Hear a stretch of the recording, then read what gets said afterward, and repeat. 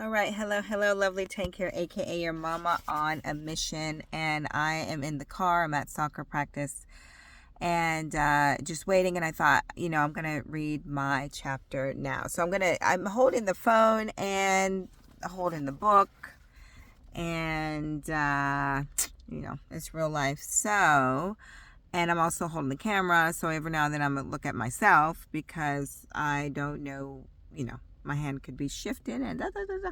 All right, so we're reading chapter 3, and it is let's see, I don't know how to position the camera, but the quote, it says, many successful people have found opportunities in failure and adversity that they could not recognize in more favorable circumstances. That's Napoleon Hill. So many successful people have found opportunities in failure and adversity that they could not recognize in more favorable circumstances.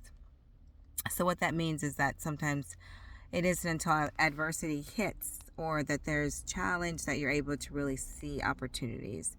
And kind of when things are, going well and comfortable, it's harder to see those opportunities in those moments. So chapter 3 is called Planting Seeds.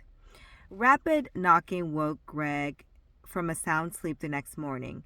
He had been dreaming about Mia, imagining that she hadn't left him, that she would be lying next to him in the morning. She wasn't. Throwing on a robe, he stumbled through his empty apartment to the front door. Frank, the smiling doorman, greeted him. "This came for you," he said, holding out a package. When Greg reached for it, the doorman snuck a peek into the nearly empty room. He saw a few lawn chairs arranged around a small card table that Greg had borrowed from the building's recreation center. The space looked cold, uninviting, even depressing. Far from the, all right, let's turn the page, swank decoration and overpriced furnishings that had been there just weeks earlier. Thanks, the tenant snapped as he grabbed the package and turned inside. Intuitively, the doorman pulled his head back just in time to move his nose away from the slamming door. There was no tip forthcoming. On the other side of the front door, Greg stopped himself. Normally, he wouldn't have given a second thought to his actions, but today something was different. He opened the door and called down the hallway. "Sorry about that, Frank. I have a lot on my mind." "But that's no excuse." Frank turned, surprised. Greg said, "I appreciate your bringing this up." "You're quite welcome," Frank had regained his smile. He tipped his cap and disappeared out of sight around the corner. Tearing off the shipping paper, Greg was startled to discover a small notepad like the one Buckland had used for his reminders, along with a copy of the book Think and Grow Rich by Napoleon Hill, the book that Buckland had showed him the day before. Inside the front cover, there was an airline itinerary and a short note. Challenge. Use this ticket to meet with my good friend Don and apply what he shares with you. Many receive good advice, yet few profit from it. Will you? Greg thought about that. Few profit from it. What could possibly be the downside? He asked himself. Reading on, he found the information Buckland had provided about his friend, Don Green. Right away, he recognized that an incredible opportunity was knocking on his door.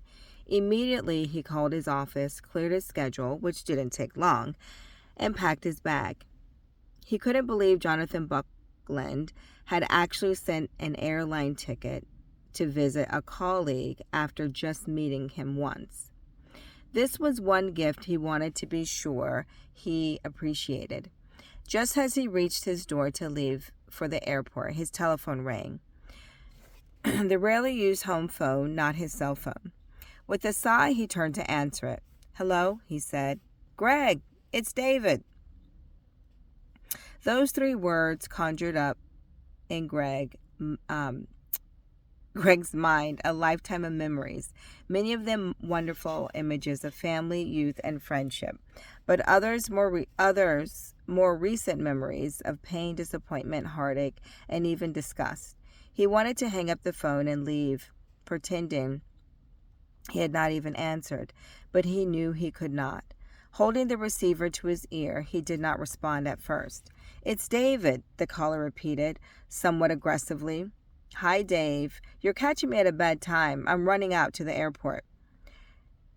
"Got a big deal going, brother?" "Kind of. More on the research and development end of things right now." David Engel was not really Greg's brother, but he was the nearest thing. As a 3-year-old, David had been orphaned when his father and mother, close friends of Greg's own parents, had been killed in a horrific auto accident. The family took David into their home and eventually adopted him. Greg and David Engel were less than 1 year apart and had been friendly rivals for their entire lives. Friendly, that is, until the past few years, when they had begun to drift apart over David's drinking.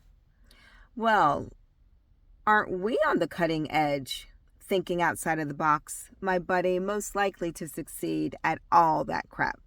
David spat sarcastically, slurring the word succeed. "How have you been drinking?" Greg hated asking that question and hated himself for asking it, but he had to. It was right there in front of his face, and he was angry. How dare this guy insert his problems and his failures into Greg's life? Brother or not, he was not after all. "So what if I have? I can afford it. I may not be rich like you, but if I want to have a drink, what's to stop me?" "I know I can't stop you, Dave. Maybe I don't even want to, but I can end this conversation. It's going nowhere fast. Goodbye." "Wait, I wanted to..." Greg slammed the phone down and rushed out the door. He forced back the tears of rage that welled up behind his eyes.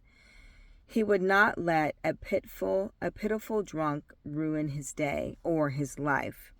After a 5-hour flight, Greg found himself in the most majestic landscape he'd ever seen. Slight insecurities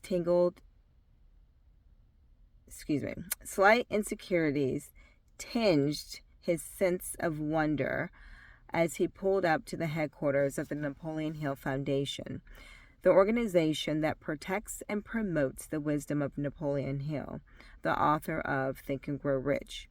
He had skimmed through the book on the flight over, and he was anxious to learn more. Being a bit nervous and hoping not to duplicate his first encounter with the great leader, he was quickly set at ease by Don Green's friendly smile and relaxed demeanor. "Hello, Greg. My name is Don, and I bet you're wondering why you traveled all this way to Wise, Virginia, to meet a complete stranger." "Well, not really a stranger," Greg said. "After Mr. Buckland's introduction and my own research, I have to admit I was pretty eager to meet you. He also told me about Charlie Tremendous Jones and the importance of the books you read and the people you meet." From his new mentor's notes and subsequent internet searches, Greg had learned that Don Green became a bank president. Let me scoot this phone over. Became a bank president at a relatively early age, went on to become a successful business executive with his own companies, and was a person who gave back generously to his community. He had received many honors along the way, such as an award for being the Citizen Volunteer of the Year, and he had served on the boards of both the local PBS station and the University of Virginia. More importantly, he was the CEO of the Napoleon Hill Foundation, and in the coveted position was the person in charge of overseeing the entire operation. Charlie's advice is very good, and I'm sure Bucky was very kind with the information he provided about me. Don said, "One thing is for certain. I have read a lot of books and met a lot of people. I have studied the principles of success for almost 45 years and have always been interested in learning what makes people truly successful in their fields. That is the foundation of all. That is what the foundation is all about." Greg noticed that Greene was not bashful about the praise that Buckland had given him. He was friendly and humble, but not disingenuously modest. Don motioned to a chair. "Go ahead and have a seat."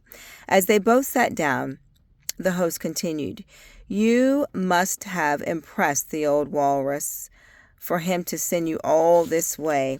I assume you are on a quest for success." "I think he knew I needed a lot of help," Greg said. "I definitely want to be successful, but I just don't seem to be getting anywhere." Uh-oh.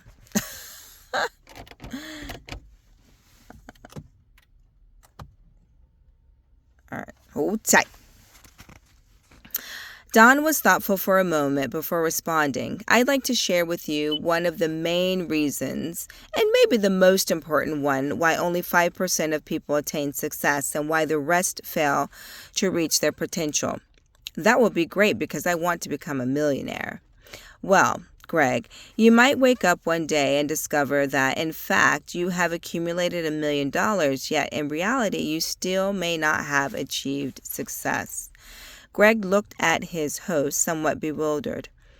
As writer Ben Sweetland stated several years ago, success is a journey and not a destination. Success is a way of life you will continue as long as you live.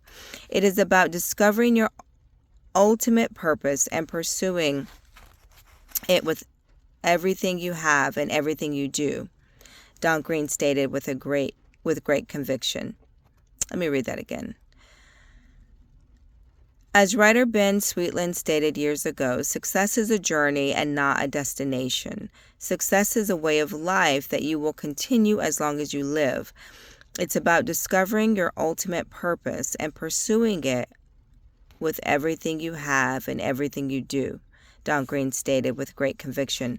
"The reason I help run the Napoleon Hill Foundation is because I want to help people discover their ultimate purpose.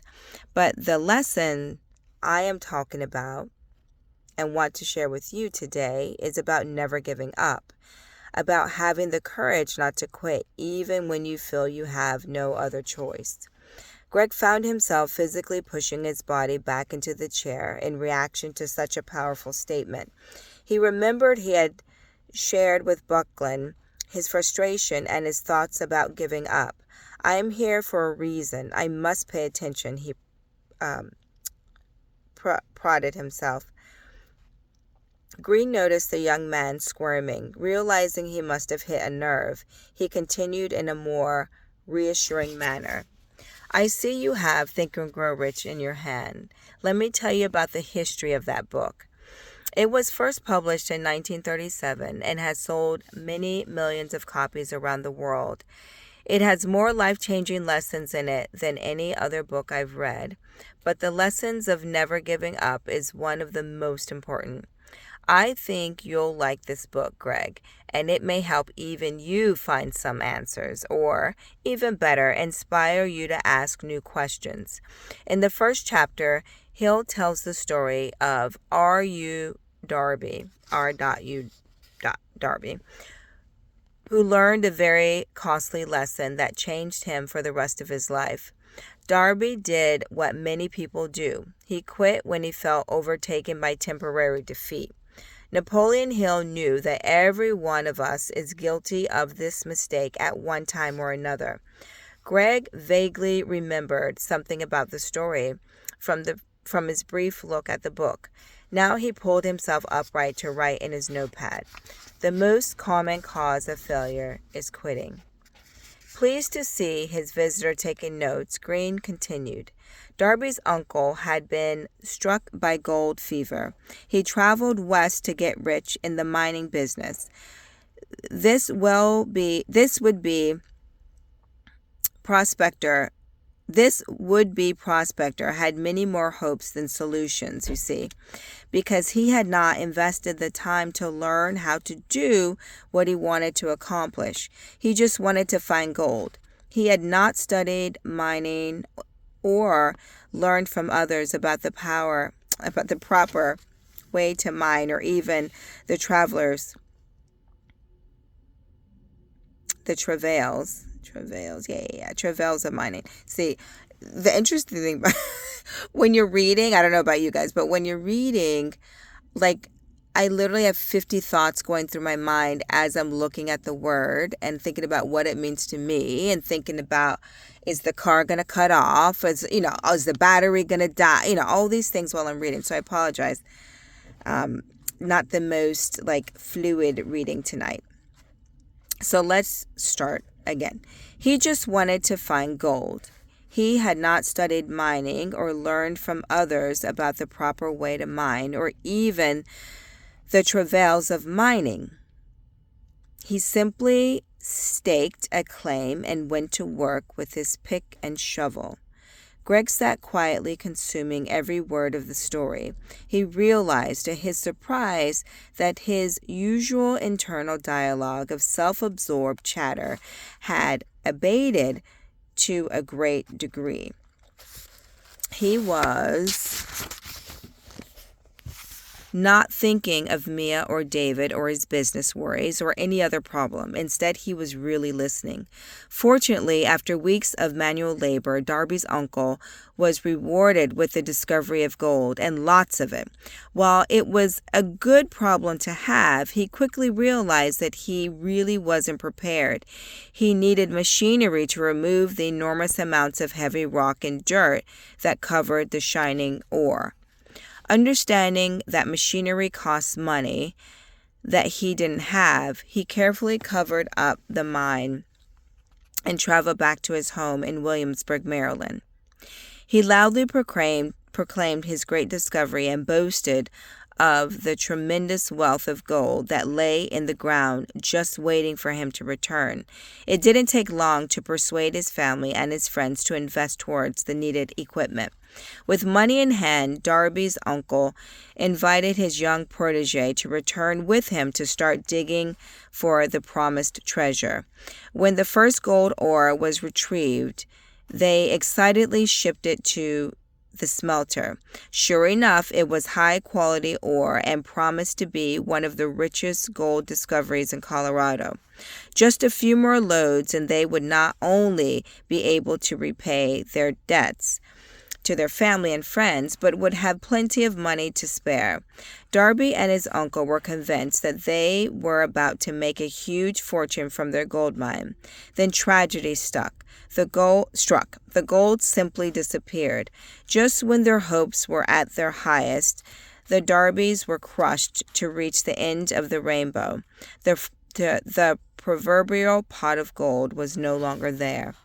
Greg set his pen down, mentally kicking himself. If he had actually invested that time to read the first chapter of the book, he would have already gotten it. Now, remember, they just wanted more gold. They had never studied the art of gold mining and had no true passion for the business of mining. So they didn't know they didn't know what to do next except to keep digging.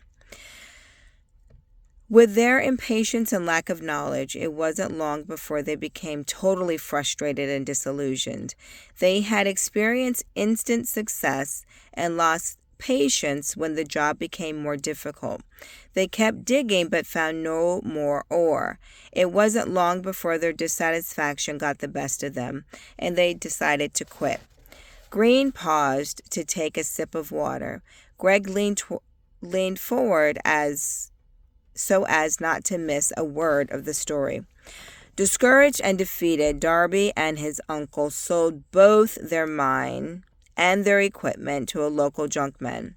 For years, this junkman had been looking for an opportunity to break into the mining industry. He had studied mining for over a decade and had always believed that this was his destiny. The sale was completed with the exchange of a few $100s and the deed. With that, Darby and his uncle caught the next train and returned to their home in Maryland, ending their quest for gold. That's it? That's all? Greg asked. They just gave up? I think the soccer practice is going to end soon. Yes, they just quit. But the story doesn't end there. You see, the junkman was passionate about the idea of mining. Remember, he was just waiting for the right opportunity. He was also smarter than most people gave him credit for. With the deed in hand, he hired a mining engineer to inspect the claim, and together they discovered what is known as fault line. The engineer explained that gold ran in long veins, and that the previous owners had simply drilled through one side of the vein and came out the other side. The engineer explained that if the junkman were to go back and dig in the other direction, perpendicular to where the Darbys had made their first discovery, he would most likely tap back into the treasure. The new owner, the junkman turned gold miner, followed these simple instructions, and sure enough, he hit one of the largest pockets of ore ever uncovered, a mere 3 feet away from where Darby had quit mining. The junkman retrieved millions of dollars in gold from the site. He succeeded where Darby and his uncle had failed because of the two things: his determination to fulfill his life's purpose of becoming a gold miner, and of course his willingness to seek expert advice. Don paused to let the message sink in. And what do you think Mr. Darby did when he heard about the success of the junkman? Greg said, he probably just gave up on life. Many people would, but you didn't let this failure go to waste. He learned his lesson and stopping 3 feet from gold, and went on to apply it to his work in the insurance business. Sure, he was heartbroken when he learned about the success the junkman had achieved at his personal expense, but he never forgot that the reason he lost the fortune was because he had decided to give up too soon. He dedicated his life to never again accepting defeat. With this new never-quit attitude, Darby went on to create his own fortune in the insurance industry. He repaid his friends and family from his new fortune, and importantly, he also started sharing his story so others could learn from his mistakes. That's a powerful story, the young visitor commented. Don added, before great success comes, you will surely meet with temporary defeat. When people are overtaken by these feelings, the easier and perhaps most logical thing to do is quit. Quitting is exactly what the majority of people do. Greg quickly wrote in his notepad, before great success comes, you'll surely meet with temporary defeat. Green finished his thoughts by saying, there are 3 things you want to remember after you select your path. Greg scribbled Don's words. Select your path, and then 1. Seek the counsel of those who have expertise outside your own. 2. Never quit 3 feet from gold. 3. When you become successful, you will find others whom you can mentor. Share with them the lessons you have learned. Remember this, Don added. The reason most people quit is because they fail to unearth their definite life purpose. They don't have something worth fighting for. Once you discover this truth, you will gain what Hill called stickability. Listening intently, Greg was still puzzled, and all he could manage was, huh? The Darbys quit because they were not committed to the outcome. They were simply chasing the dollar. The same way you were mentioning about wanting to become a millionaire. The Junkman, in contrast, always knew in his heart of hearts that one day he would catch his break and become a gold miner. And so he did whatever he needed to do until the opportunity arose. In other words, he had stickability. It's the difference between being interested and being committed. Greg wrote in his notebook. The difference between being interested and being committed. Or there is a difference between being interested and being committed. Thinking of it this way, Green said. Imagine going to a social event where you meet a fine-looking young lady and you find yourself interested in her. Compare that to meeting the love of your life and getting married. So now you are committed. Eventually troubles will arise. They always do. Greg envisioned how he had recently come home to his empty apartment.